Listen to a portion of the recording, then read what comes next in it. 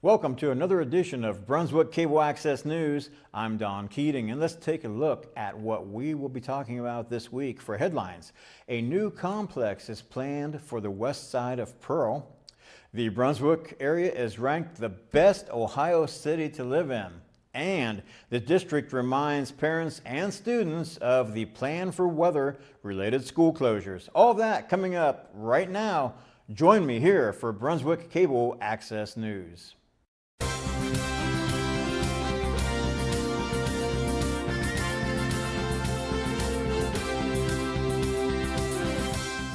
A new preschool recreation facility and medical office space complex is planned for the west side of Pearl Road, just south of St. Ambrose Church, representatives for the city's Planning Commission announced this week. Planning Commission Chairman Joseph Cirilla said preliminary site plans have been submitted to construct a three-phase complex consisting of a 6,929 square foot preschool, an 11,238 square foot medical office, and a 13,458 square foot recreation center. The plans also call for a 1,580 square foot fenced-in playground area on the west side of the building, he added. According to Kim and Ryan Harrington, developers for the site said that if the project is approved by the city, they plan to work closely with St. Ambrose, particularly when it comes to the school's athletics programs and affiliation with the CYO sports program. Additionally, Harrington said, he is in discussions with other facilities throughout the Brunswick area that have expressed interest in renting court space for a variety of athletic programs, including basketball, volleyball, badminton, and more. Members of the city's Planning Commission, as well as representatives of the city's administration, have expressed concern with pedestrian traffic crossing the road between the St. Ambrose campus and the Harrington complex. However, the developers indicated that there would be very little pedestrian traffic in and around the site, because there is a likelihood that, on occasion, for events such as tournaments, that guests will park in the St. Ambrose parking lots and across the road to the complex. City administrators have requested that the developers conduct a traffic study prior to plan approval. The project is expected to be presented to the Commission for final site plan approval in December. As City Council gears up to adopt the city's 2019 operating budget in a matter of weeks, the city's administration urged Council to maintain continued fiscal patience as the city looks to balance infrastructure improvements with its ongoing capital needs. In addition to the road projects, including those on Laurel Road and North Carpenter Road, Finance Director Todd Fisher said the city will face forecasted rising health care costs and increased workers' compensation costs for 2019. With the remaining portion of the budget, Fisher said the city has several capital improvement projects and purchases to make next year, starting with the approximately $900,000 in stormwater funds for storm water improvement projects for contracted services and repairs. Fisher said the administration plans to complete the Monotolium storm sewer project and perform other various confined space pipe repairs. Additionally, the city also plans to continue its ongoing catch basin repair program next year. The city also intends to purchase various stormwater equipment and accessories for the city's Vector truck, along with miscellaneous equipment totaling $22,000. While the capital program portion of the budget does not include stormwater studies, the operational portion of next year's budget includes a request to perform 3 different stormwater studies designed to address issues by creeks and related areas. The recommended studies include studies of Healy Creek, the Alda Junior Parkway area, Lower Plum Creek Stream Corridor study, which will include an aerial survey of the corridor that will allow the city to more accurately identify the location of a proposed trail route between Brunswick Lake and Sleepy Hollow Road, and Goodyear Creek Corridor study on Canterbury Lane to the north end of Gary Boulevard. Trying to figure out where to purchase a new home, especially when you're moving out of state? isn't always that easy to do. In addition to being unfamiliar with the area, it's difficult for out-of-towners to determine whether housing costs alone signify a decent place to live and raise a family. MSN.com has attempted to take some of the mystery out of that equation this month by releasing the findings from a new study that showcased the best cities in each state to purchase a new home. Good news for the locals living right here in Brunswick is that this city has been selected as the top recommended community in the state of Ohio those in the market for a new home should consider. The article, "The Smartest Place to Buy a Home in Each State," written by Joel Anderson and published November 7th, states that while most of the decisions prospective homeowners have to make about where they live are out of their control, when they do have the flexibility to expand their search, it's important to remember that finding the best market can often mean getting more house for your dollar. The article shows consumers how much home they can purchase with the average income in each state, used Zillow's Buyer-Seller Index to identify markets with the greatest buyer's market in the state, also known as the city with the lowest buyer-seller index number in the state. The study then used home value forecast, home value of a single-family home, and a livability score, which factors in crime and education metrics sourced from areavibes.com. As part of the study, Brunswick received a score of 85, which is the second highest overall livability score assessed as part of the study. And I will say congratulations to Brunswick and the area for making this prestigious award. Plans for the Sanctus Senior Living Complex are expected to move forward next month now that a special consultant contracted by the city's Planning Commission has determined that the development will be viable for the next 20-plus years. According to consultant Doug Harsney, president of the Harsney and Associates located in Westerville, Ohio, if the development is constructed and proposed, it will push the number of senior living units available in the city over the 2,000 mark in the coming years.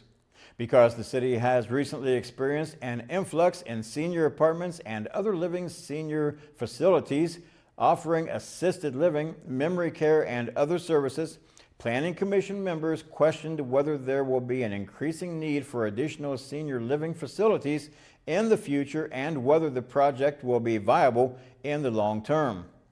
After conducting extensive research this past month, Harsey told the Commission on November 15th he believes that based on current and projected population figures in Brunswick and surrounding areas, the aging senior population in the community will more than justify the need for additional facilities.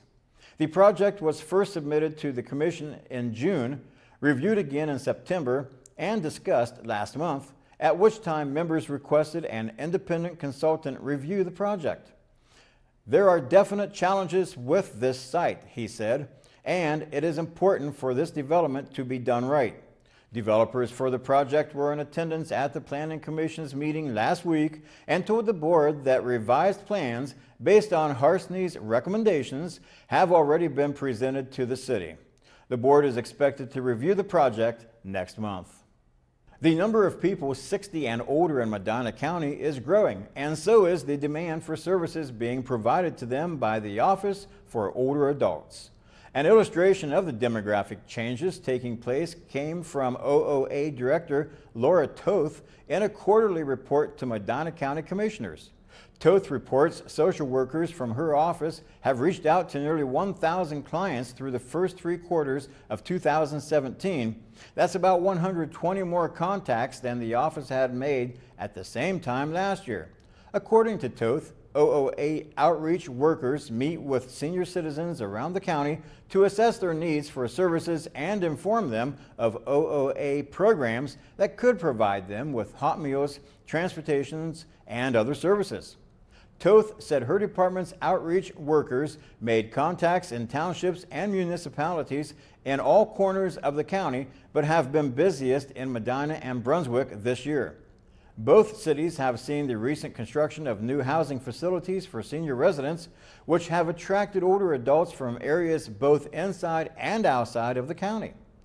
Toth's report lists 225 contacts to older adults in Brunswick so far this year and 235 in Medina.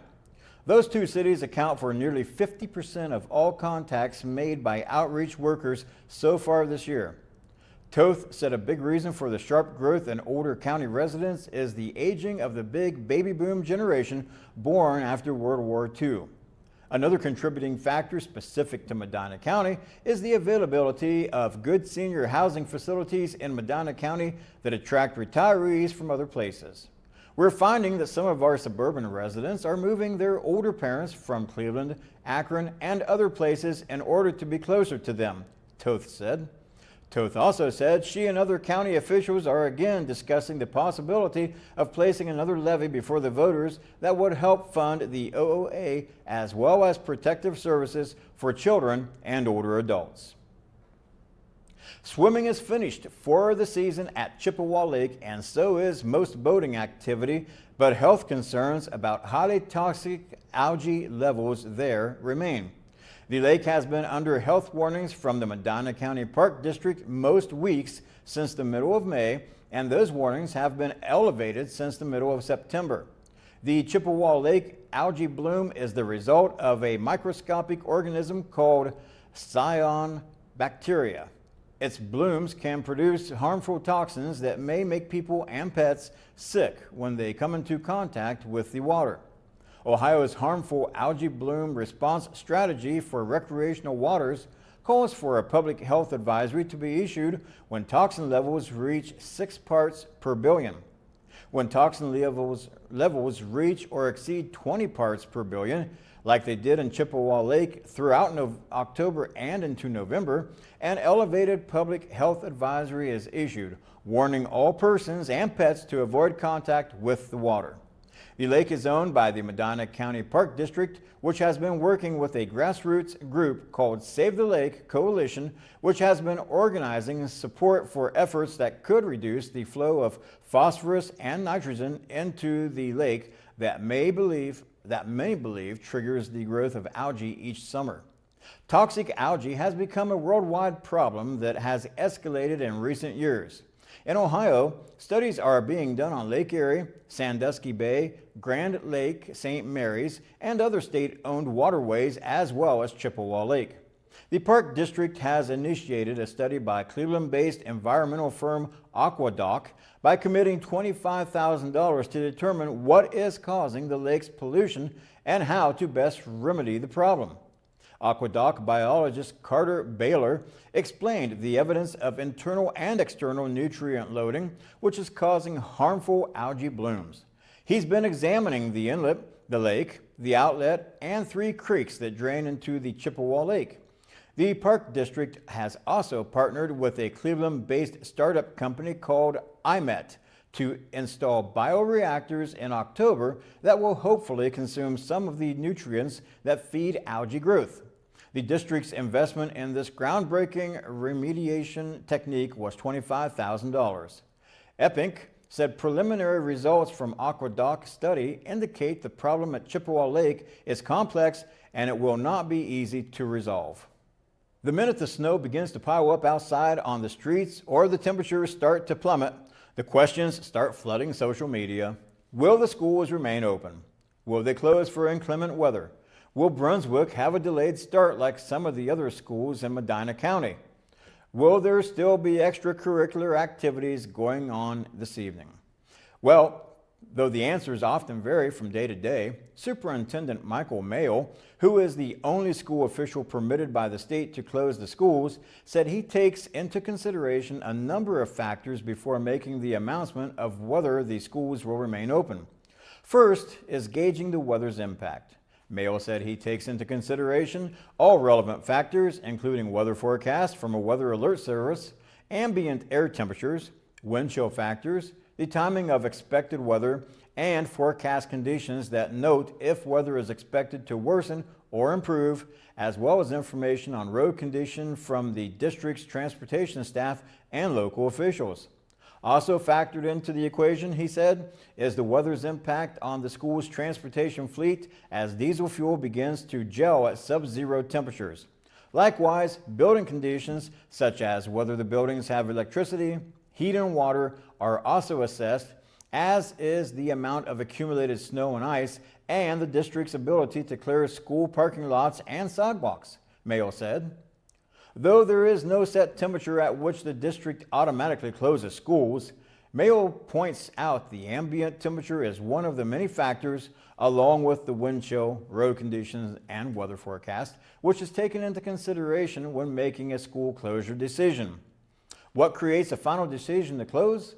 Well, because district buses begin picking up students as early as 5:30 a.m., even if weather conditions worsen, Mayo said parents can be assured that once the district makes a decision to cancel school, that decision is final. The district cannot reverse an early morning decision for schools to remain open without potentially endangering students, he said. Once we make the decision to open the schools, many parents rely on it and leave for work, he said. If we then send students back home, many will return to unsupervised bus stops and empty houses. If conditions worsen during the school day, we may need to have an early dismissal, but we will give as much notice as possible through our school messenger system. Unlike other Medina County school districts, Brunswick does not have a 2-hour delayed start policy, which means school is either in session or not. How do we decide on makeup days? As for a number of overall days students can miss without having to make up the entire school day, Mayo said that Brunswick, like other school system districts in Ohio and schools, are on hour-based, not day-based schedules. The result is there are no longer calamity days in Ohio schools. Instead, schools should schedule excess hours above the minimum number of hours required to accommodate weather-related situations that delay or cancel school. Hours missed above the required minimum do not have to be made up. However, if a school closes enough that it will fall below the minimum number of hours, the school must make up the hours by extending its scheduled year. When the district's schools are in session, all bus stops will be serviced, even during inclement weather, Mayo said. Buses may run late for a variety of reasons, including traffic and road conditions, so parents should take measures to ensure their children are wearing suitable clothing for a day's weather in the event they must wait at the bus stop for a longer than usual time, he said, noting that parents should also have a contingency plan in the event that a bus is running extremely late or breaks down before reaching a bus stop. The option to keep a child home from school when the parents consider the weather conditions to be excessively dangerous is always at their discretion, and the school understands and respects that decision, he said. While the absence will be considered excused, it will still be counted as an absence for the day and count toward the total number of absences.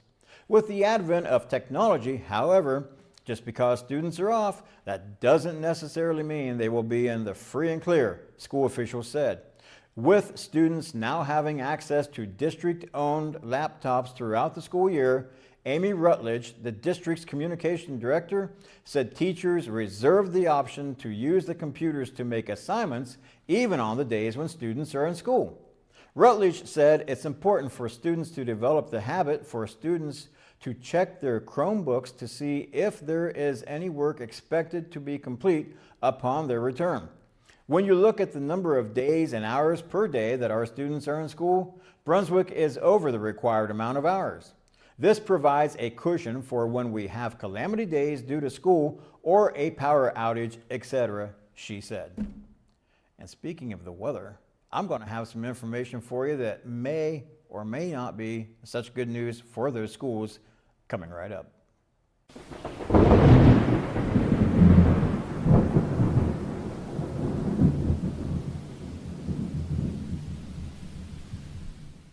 And welcome back. I don't know about you, but if you're like me, I'm kind of tired of the snow already. Yeah, I think I got to move to Florida, like down around Key West, to get rid of it.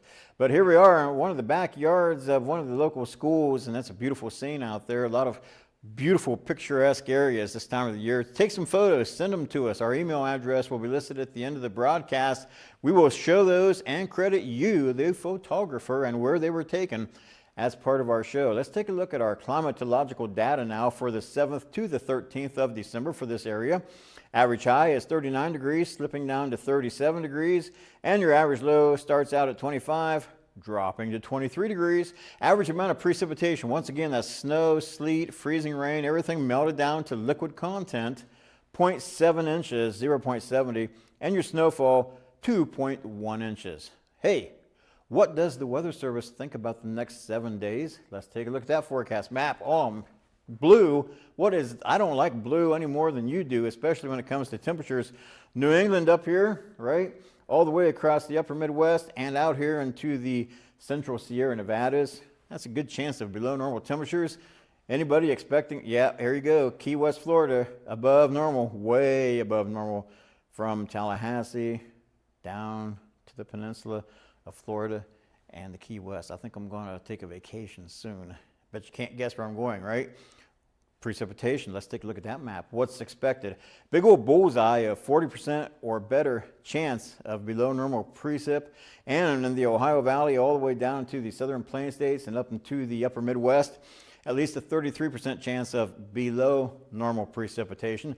But you got to remember, that's an average. Doesn't mean that you won't get 12 inches of snow of lake effect over in Geauga counties per se, as compared to what they might get in Indianapolis, Indiana, with a snowstorm to their south. So overall, it looks like temperatures will be below normal. That's the wisdom at this point in time, and it looks like precipitation could be below normal too. So what does that equate out to be? Cold and dry. Need something to do? Well, let's take a look at these special calendar community events coming up right after this.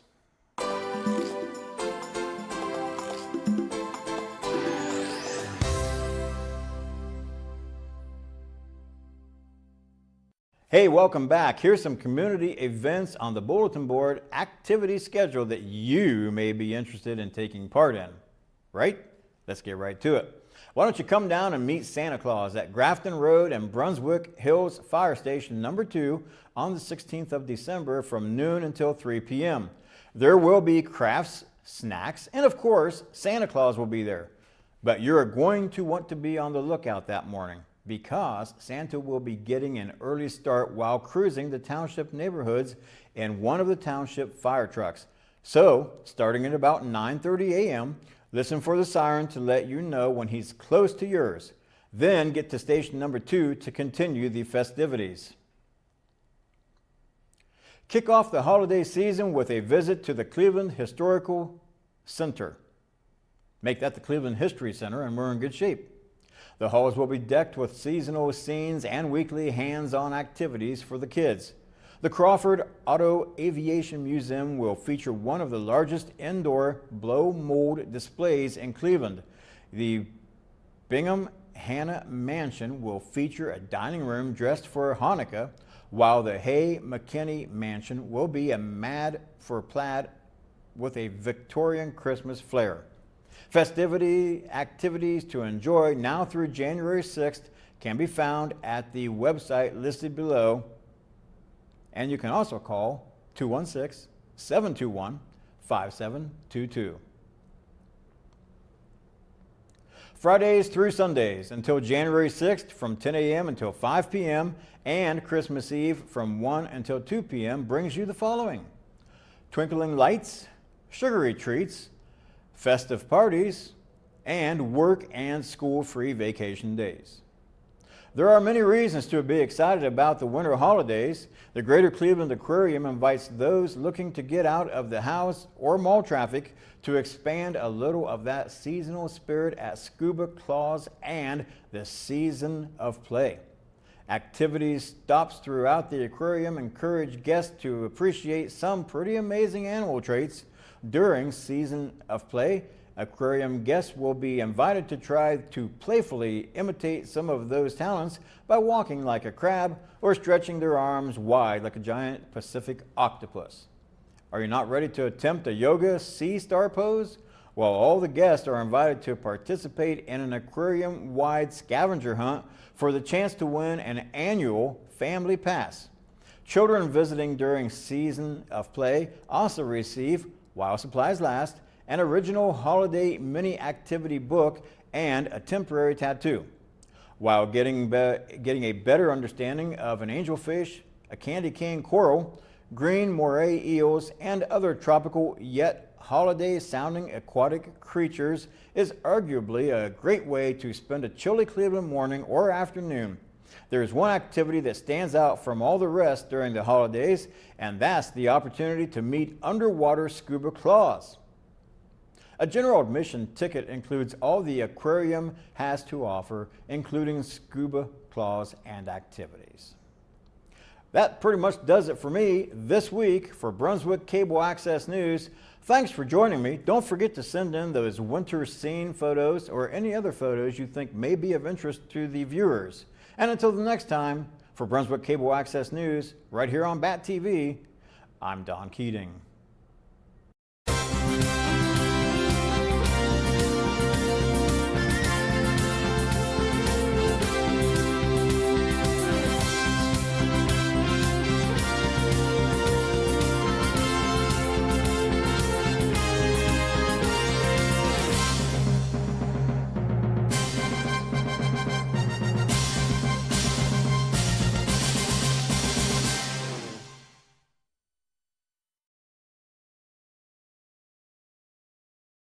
The preceding program was made possible through the use of equipment and facilities of Brunswick Area Television.